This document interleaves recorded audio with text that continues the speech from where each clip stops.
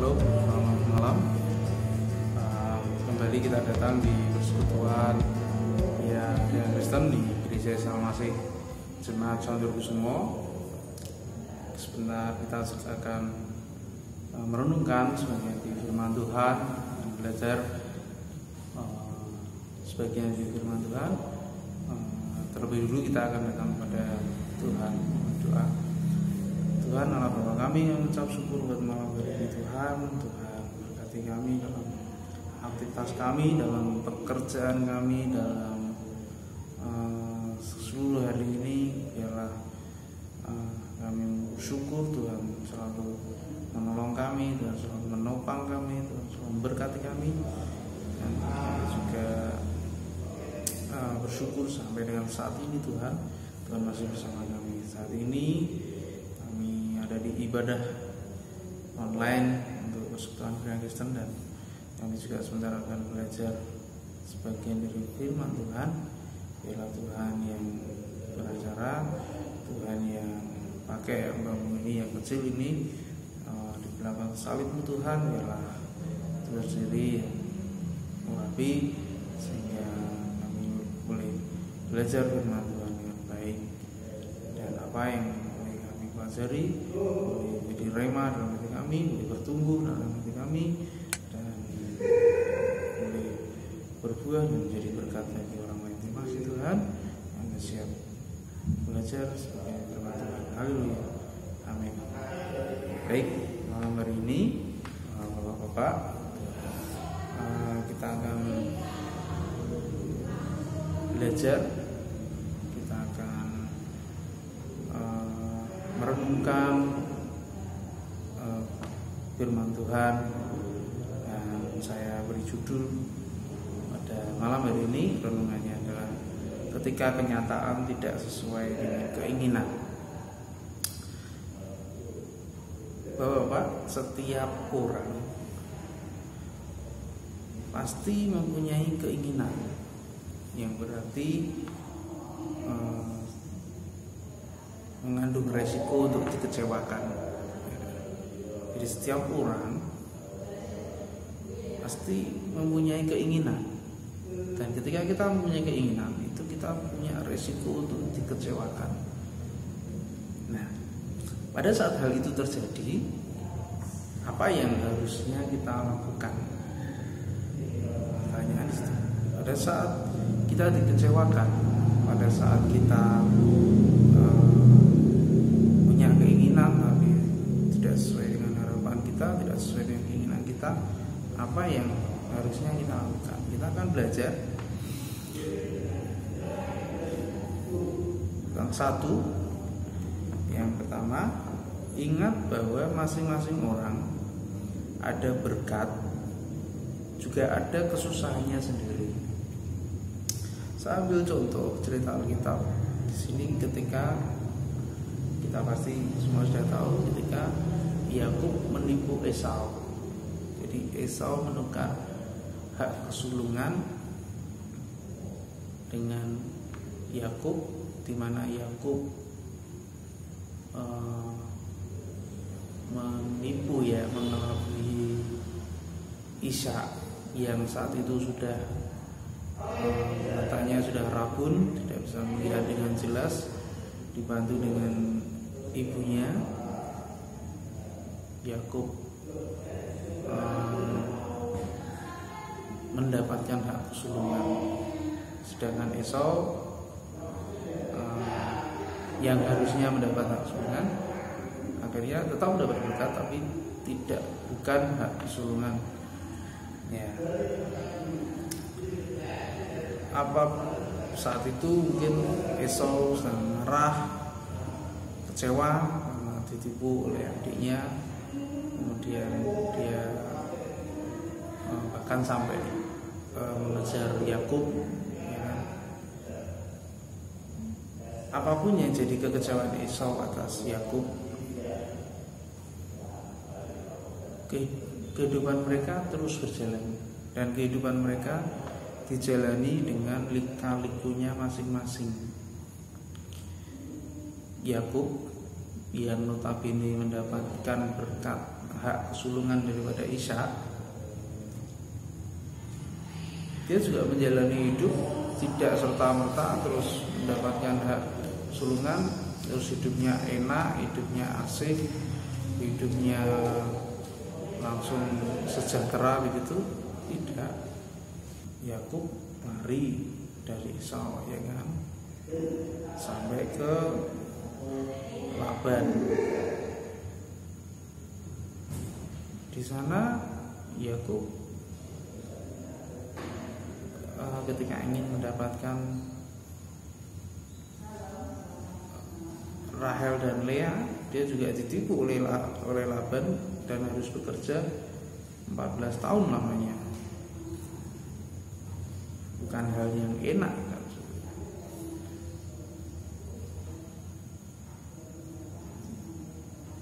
Esau juga, Ishak tetap memberkati Esau walaupun bukan hak kesulungan, tetapi Esau juga harus bekerja keras untuk mencukupi kebutuhan, sehingga Esau berhasil juga menjadi orang yang punya ternak yang banyak, punya hasil bumi yang banyak, punya tanah yang luas. Sama, Esau juga bekerja keras, tidak serta-merta langsung hidupnya enak. Jadi setiap orang atau setiap keluarga itu mempunyai pergumulan, mempunyai berkat, juga mempunyai kesusahan sendiri-sendiri. Kita harus belajar mencukupkan diri dengan apa yang ada pada kita, apa yang kita punya.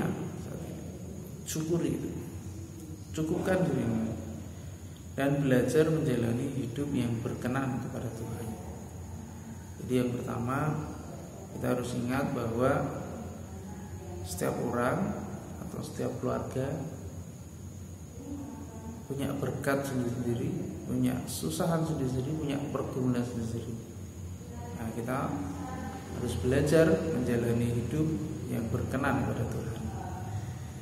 Yang kedua, Bapak-bapak, yang kedua adalah yang harus kita lakukan adalah pastikan kita berada di pihak yang benar bersama Allah.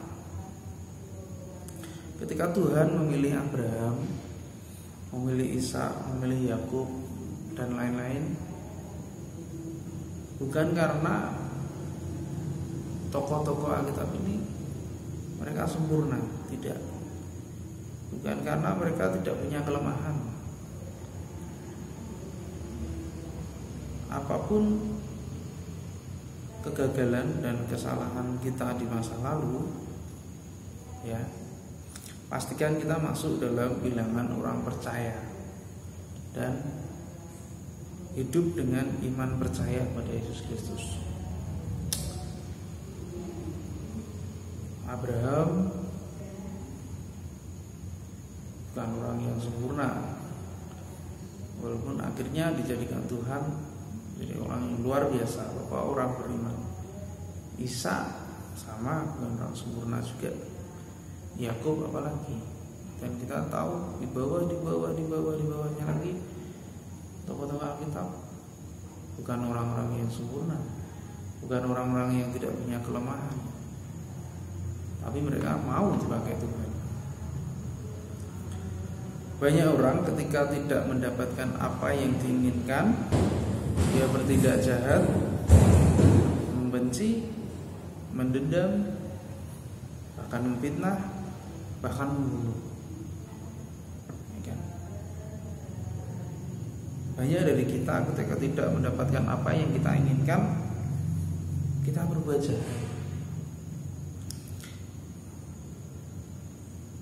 Kehidupan Esau menjadi pelajaran untuk setiap kita agar tidak hanyut dalam akar kepahitan karena sudah dibohongi, sudah ditipu oleh Yakub. Esau pada mulanya mungkin sangat jengkel, sangat marah, sangat kecewa. Tapi ketika ketika Yakub datang membawa keluarganya, Esau menyambut dia dengan baik. Esau memaafkan Yakub. Esau tidak hanyut dalam akar kepahitan. Bapak-bapak, banyak orang yang memulai segala sesuatu dengan baik dan bersama Tuhan. Tetapi ketika orang-orang tersebut tidak mendapatkan apa yang diinginkan, mereka meninggalkan Tuhan dan bahkan berbuat dosa. Jangan sampai kita juga melakukan hal ini. Sekarang yang ketiga, miliki visi ke depan, jangan tenggelam dalam kekecewaan. Yang ketiga adalah miliki visi ke depan dan jangan tenggelam dalam kekecewaan.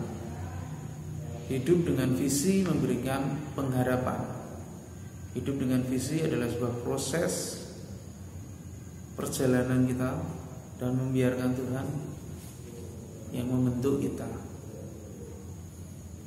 Kita lihat Ishak tentu kecewa ketika dia mengetahui bahwa Yakub sudah menipu dia.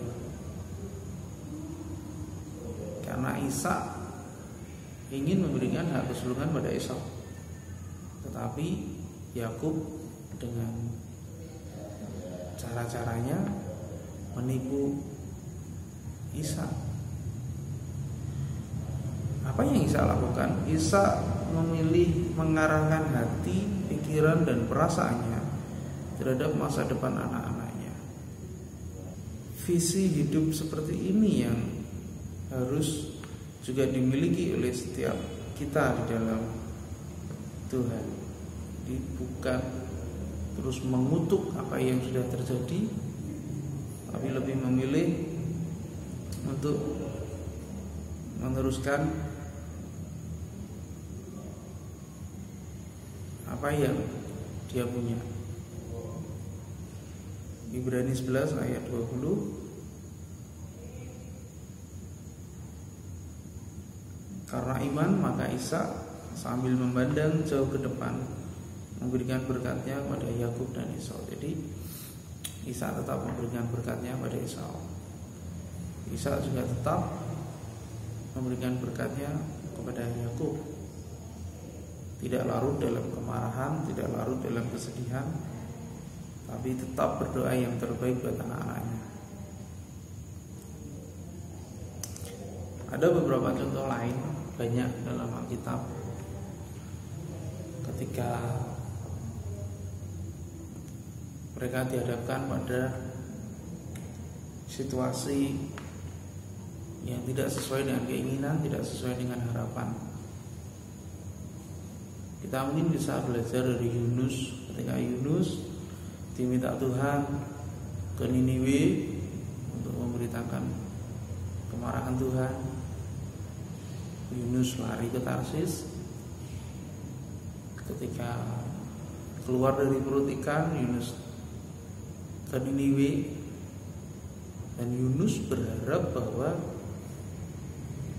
rakyat Niniwe ini tidak bertobat. Karena pikir Yunus, rakyat Niniwe ini pantas untuk dimusnahkan Tuhan karena dosa-dosanya. Tapi apa yang terjadi? Tuhan yang Maha Kasih membuat orang Niniwe bertobat. Dan apa respon Yunus? Yunus malah sedih, Yunus kecewa, Yunus marah sama Tuhan. Kok tidak jadi dimusnahkan? Nah, respon seperti ini yang kurang baik, yang tidak seharusnya kita lakukan. Ketika kita dihadapkan pada kenyataan bahwa kenyataan tersebut tidak sesuai yang kita harapkan, mari kita memohon agar Tuhan menolong kita supaya kita tidak jatuh dalam dosa. Ketika kenyataan tidak sesuai dengan harapan kita, mari kita mohon agar Tuhan menolong kita melihat realitas kehidupan dari kacamata Allah dan kita bisa bertindak dengan bijaksana sesuai dengan kehendak Tuhan.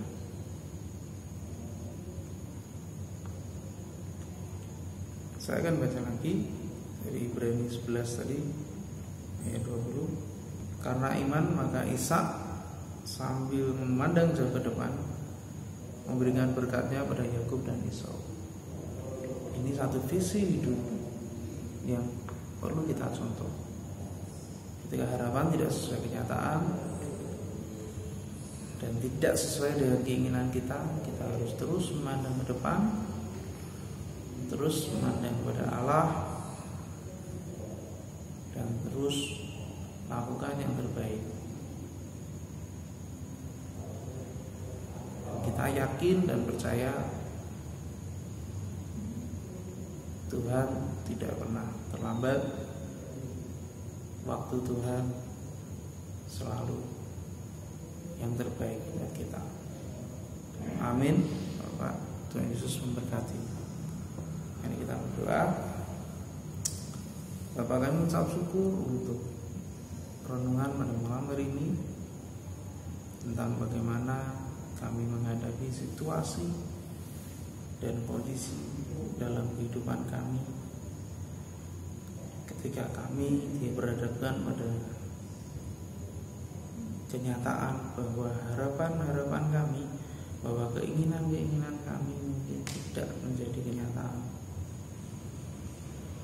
dalam setiap aspek kehidupan kami, apapun itu. Tuhan, ajar kami untuk selalu memandang Engkau, selalu melihat pada Engkau, sehingga kami tidak berjalan di jalan yang salah, supaya kami tidak salah melangkah. Kami terus dipakai Tuhan, apapun yang terjadi dalam hidup kami. Kami boleh selalu bersyukur, kami selalu belajar mengucap syukur apapun yang terjadi dalam hidup kami. Terima kasih Bapak. Kami ucap syukur untuk firman malam ini. Biar itu berkati kami dan kami boleh